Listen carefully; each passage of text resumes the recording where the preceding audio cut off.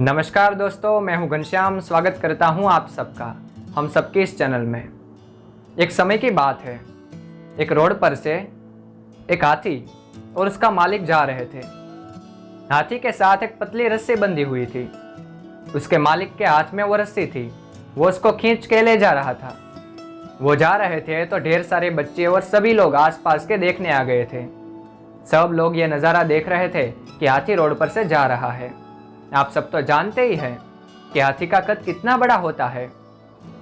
तो देखने वालों में से एक आदमी आगे आया, जिसके हाथ में रस्सी थी। उसके पास गया और उससे पूछा कि भाई, आपके हाथ में जो रस्सी है वो कितनी पतली है। इसके साथ हाथी को आपने बांध दिया।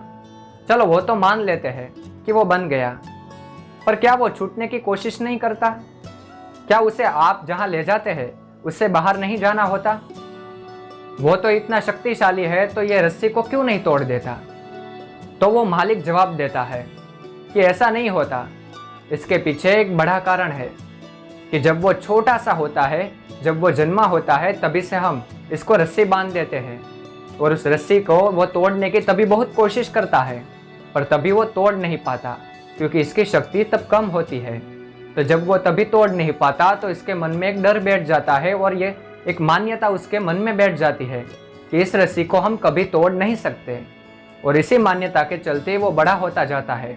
जैसे जैसे वो बड़ा होता है, उसका ये ख्याल भी बड़ा होता जाता है और फिर वो कभी इसे तोड़ने की कोशिश करता ही नहीं। कभी ऐसा नहीं हुआ कि छोटे हाथी ने जब छोटा हो तब तोड़ने की कोशिश न की हो और टूट गई हो। इसीलिए ये कभी तोड़ने की कोशिश ही नहीं करता और इसी मान्यता के चलते ये गुलाम बन जाता है। इस बात को हम कई एंगल से देख सकते हैं। जब हम कोई काम करते हैं और वो हमसे कभी पूरा नहीं हो पाता किसी संजोगों के चलते, तो उस काम को हम छोड़ देते हैं। आगे जब वो काम करने की बारी आती है, कोई हमें कहता है, तो हम उस काम को फिर से नहीं करते। हम उसको ये कहते हैं कि मैंने ये करके देखा है, ये काम कभी पूरा होता ही नहीं, जबकि ऐसा नहीं होता।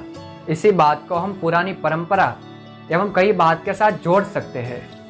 कई ऐसी बातें हैं, कई ऐसी अंधश्रद्धाएं हैं जिसे हम पहले से मानते आए हैं और अभी मान रहे हैं, और उसका जवाब कोई हमें पूछता है कि ऐसा क्यों होता है, तो हमारे पास उसका कोई जवाब नहीं है। हम बस ये कहते हैं कि सभी कर रहे हैं, इसलिए हम भी कर रहे हैं। जहाँ पर भीड़ हो वो रास्ता हमेशा सच्चा ही हो, ऐसा नहीं हो सकता। और जहाँ भीड़ नहीं है, एक दो लोग ही चल रहे हैं, उस रास्ते को हम गलत भी नहीं कह सकते। तो हमें अपने तर्क से सोचना चाहिए, समझना चाहिए, अपनी बुद्धि का इस्तेमाल करके हमसे जो कई सारी रस्सियाँ बंधी हुई है उससे बाहर निकलने की, उसके बाहर भी बड़ी दुनिया है, उसके पास जाने की कोशिश करनी चाहिए।